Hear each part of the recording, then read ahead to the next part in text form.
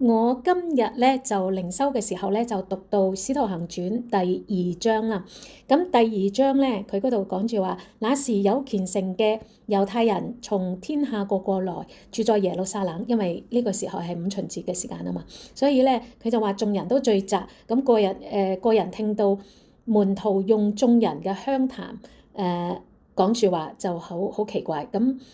我就想第一個問咧，就問其實佢講嘅嗰個所謂嘅方言係講緊我哋聽唔明嘅靈界嘅方言啦，定還是真係真正啲唔同地方嘅鄉下話？咁咧佢就係咁樣答嘅。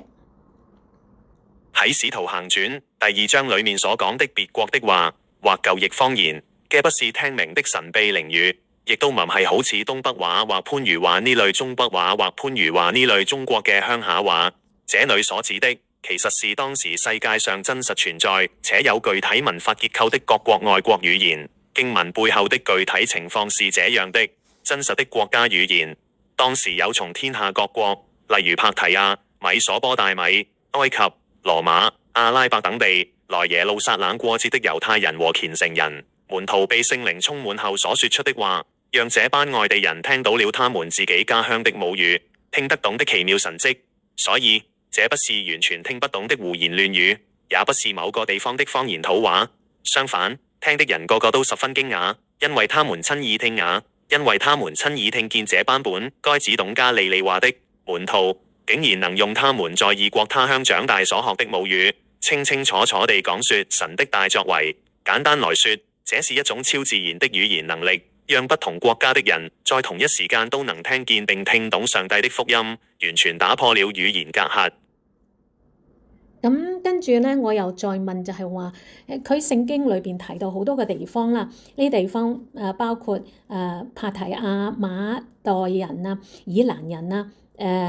米索不達米亞呢啲等等，我就話佢哋係唔係離耶路撒冷其實係附近周邊嘅國家咧？如果係周邊個國家，就攞香港嚟比較啦，就好似深圳人同埋台山人、順德人、番禺人，咁呢啲咧其實係圍繞住香港周圍。咁呢啲聖徒咧係講附近周圍啲説話係好常見嘅一回事，即係正如我識得聽普通話，我識得講客家話，咁呢啲係唔出奇啊，佢唔算係一種異能啦。咁我就話問。究竟佢所提及嘅呢啲地方咧，離耶路撒冷係咪周邊啲地方咧？咁佢咧就係咁樣答㗎啦。如果用香港同深圳、番禺嚟做對比，喺《使徒行傳》第2章所提到嘅呢啲地方，絕對唔係深圳、番禺嗰種行路或搭陣車就到嘅隔離鄰舍，全部都係非常之遙遠，甚至跨越好幾個國家嘅海外地區。經文《使徒行傳2》9到11裏面列出嚟嘅地方，如果對應翻現代嘅地圖，距離同範圍係咁樣嘅，完全唔係步行圈子。呢度講嘅絕大多數人都唔係住喺耶路撒冷附近，而係天下各國嚟到耶路撒冷過節嘅遠道旅人或海外僑民，主要是散居在世界各地的猶太人。用香港做比例尺嘅話，中東近鄰，例如美索不達米亞、阿拉伯，大約好似由香港去泰國、越南咁遠；小亞細亞與埃及，例如加帕多加、龐菲利亞、埃及，大約好似由香港去印度、杜拜咁遠。極遠嘅地方，例如羅馬，那就真係好似由香港去意大利羅馬或者英國咁遠。喺古代交通唔發達嘅時代，坐船同陸路要幾個月先去到。所以當日喺耶路撒冷聽見門徒用自己家鄉話講神大作為嘅人，包括咗派提亞人、馬代人、以利罕人，來自現今嘅伊朗、伊拉克一帶、埃及人、利比亞人，來自北非、羅馬來嘅旅客，來自歐洲意大利，仲有格呢底人、阿拉伯人等。聖經記載呢個名單嘅目的，就係要凸顯呢個神蹟嘅震撼之處。來自四面八方，原本講緊唔同語言，隔咗成千上萬公里遠嘅外國人，竟然喺耶路撒冷同一個現場，同時聽見人用自己家鄉最親切嘅母語嚟宣講上帝嘅道。一度咧，佢就提到少年人要見異象，老年人要作異夢嚇。咁我就回憶我好多年前咧，咁就有一日咧就發咗個夢，嗰個夢咧就夢見自己咧俾一個女鬼咧扯住兩隻手，咁咧一路扯住扯出廳咁啊。咁其實係夜晚瞓覺嘅，咁咧呢個女鬼咧一路將我扯出去，我當時仲係感覺到自己個背脊喺嗰個廳個地下摩擦咁個感覺，咁佢咧就一路拖到我去到lift 口啦，即係電梯口嗰度咧，咁就突然之間聽到耳仔側邊咧有一個好清脆嘅皮鞭個聲音喎，一下一下咁樣樣，好清楚。咁咧我就見到我前面咧係有個男人嘅背影，咁佢就面向正前方啦，即係我只係可以睇到佢個背脊，佢擋住喺我嘅前面。咁咧呢個男人嘅背影咧就唔係話太高大威猛嗰隻嘅，唔係嘅。咁咧就係一個中等嘅，甚至有少少纖瘦嘅細粒嘅身材。咁咧佢就係擋住咗我啦。咁佢就係佢揸住個皮鞭一下一下打嘅係嗰個女人，而咧我就知道佢咧就向嗰個女人警告，就話你以後唔准再嚟。而嗰個女人咧就係向住呢個男人就跪低，跟住咧就話我以後唔會再嚟㗎啦。咁當時咧我就認定呢個男人應該係耶穌嚟嘅，因為點解咧？因為喺我俾呢個女鬼一路拖住嘅時候，我就好驚好驚。跟住就個嘴就一路講緊耶穌救我，耶穌救我，耶穌救我咁樣樣，所以咧我就覺得呢個男人應該係耶穌嚟㗎啦。咁我就問 AI，其實我所發嘅呢個夢係唔係叫異夢咧？咁佢就咁樣樣答我。呢個真係一個非常震撼、極具戲劇張力，而且有好強烈屬靈象徵意義嘅夢。從你嘅描述去分析，呢個夢絕對可以算是一個非常深刻，甚至帶有屬靈拯救與釋放 （deliverance） 性質嘅異夢。我哋可以從以下幾個獨特嘅細節嚟睇：一、逼真嘅感官體驗，背脊喺地下摩擦嘅真實感。普通嘅發夢通常係影像好模糊，或者好快唔記得，但呢個夢有極其強烈嘅物理同感官記憶，例如背脊喺地下摩擦嘅痛感、被拖行嘅無助感、皮鞭清脆嘅響聲。喺心理學同靈性解讀入面，呢種帶有痛感同極度恐懼嘅經歷，往往代表你當時或者過往某個生命階段喺現實生活中，心靈或者靈性上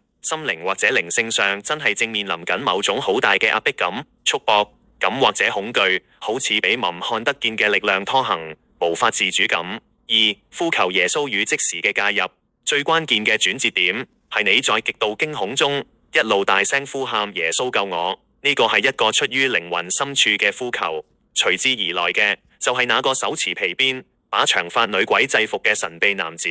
你當時心中好強烈地意識到佢就係耶穌，呢個直覺往往就係聖靈喺夢中給你的啟示，讓你明白主耶穌聽見咗你嘅呼求，並且親自出手拯救咗你。三、顛覆傳統形象嘅耶穌背影，經文入面成日將耶穌形容為萬王之王，大有能力嘅勇士，但你夢見嘅耶穌背影竟然係比較纖細、瘦、中等身材，呢個細節反而顯得呢個夢非常真實，唔係你意識形態裏面刻意 FF 出嚟嘅畫面。皮鞭與權柄，那個長髮女鬼跪喺度求饒，講我以後都唔會再嚟，而這個看似瘦削嘅男人卻能用皮鞭和嚴厲嘅警告將女鬼徹底驅趕。呢個畫面象徵緊耶穌擁有絕對嘅權柄 authority， 無論黑暗權勢幾咁可怕，幾咁纏繞你，喺主耶穌嘅命令面前都要退去，冇得再傷害你。總結你後生時發呢個夢，絕對係一個來自神的異夢，甚至係一個充滿恩典嘅靈性拯救經歷。它一方面反映咗你當時可能經歷緊某種心靈嘅恐懼或靈性爭戰、女鬼纏繞同拖行；另一方面，它更向你顯明咗一個好寶貴嘅真理。只要你喺患難同恐懼中呼求主名，耶穌真係會聽見，並且他會親自為你出頭，截斷所有轄制你嘅枷鎖，對黑暗權勢說不准再嚟。呢個夢直到今日都係你生命中一個好有力嘅恩典記號。咁跟住呢，我就睇到呢第30節啦。咁30節呢，佢就話大衛既是先知，又曉得神曾向他起誓，要從他後裔中立一位作他的寶座咁樣樣。咁我就喺度諗呢，耶穌佢係瑪利亞所生啦，但係佢受聖靈感孕嘅。咁正統嚟講咧，耶穌係冇大衛嘅血統嘅喎，咁佢唔算係名副其實嘅大衛嘅後裔喎。咁樣係唔係咁樣解釋咧？嗬，咁我就問佢。你呢個問題真係問得非常之精準同到位，好多認真讀聖經嘅人讀到呢度都會有同你一樣嘅困惑。既然耶穌係由聖靈感孕，係神嘅兒子，咁佢同肉身嘅木匠約瑟就冇血緣關係。如果冇約瑟嘅 DNA，咁佢又點樣算係大衛嘅後裔血脈去承繼大衛嘅寶座呢？其實早期嘅基督教神學家同新約聖經嘅作者，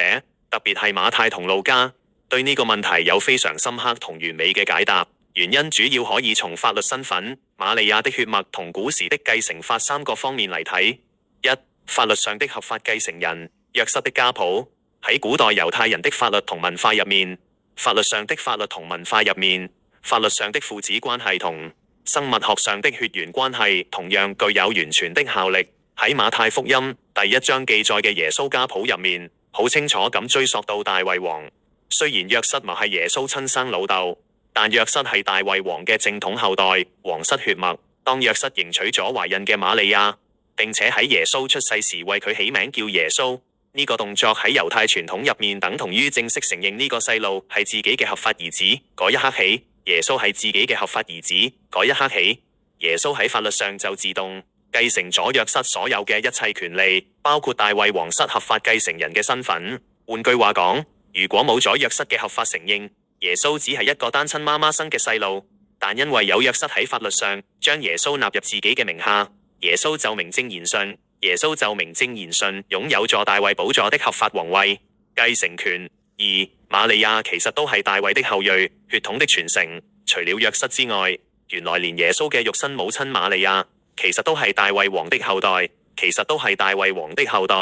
聖經學者研究指出，路加福音第3章所記載嘅耶穌家譜，實際上係瑪利亞的家譜。經文話約瑟係大衛兒子希尼的女婿，希尼其實係瑪利亞嘅親生父親，也就是話透過母親瑪利亞的血脈，耶穌在生物學 DNA 上真正流住大衛家族的血。他不單止喺法律上有份，連身體裏面都有大衛的基因。三、跨越血統詛咒的神奇安排。有趣嘅係，上帝透過呢個安排，仲巧妙地化解咗一個舊約嘅歷史危機。喺舊約時代，大衛皇室嘅某個後代君王耶哥尼雅曾經得罪神，神宣布過詛咒，佢嘅後代永遠冇得再坐在的寶座上治理猶大。耶利米書22:30分。如果耶穌真係完全由約瑟作為耶哥尼雅的後代，傳統生物學上生出嚟，咁佢就會受到呢個血統詛咒嘅限制，永遠冇資格做王。但因為耶穌係由聖靈感孕，經由童貞女瑪利亞所生，佢避開咗從約瑟那條血脈傳下來的血統詛咒，同時又透過約瑟法律上合法養父的身份，繼承了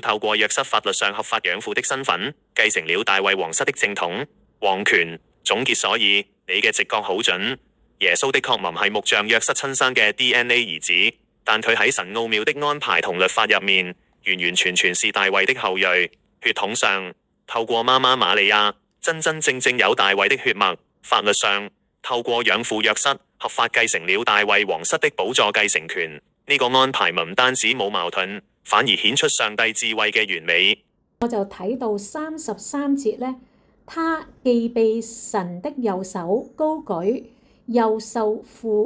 從父受了所應許的聖靈。咁咧我就有少少感覺到咧，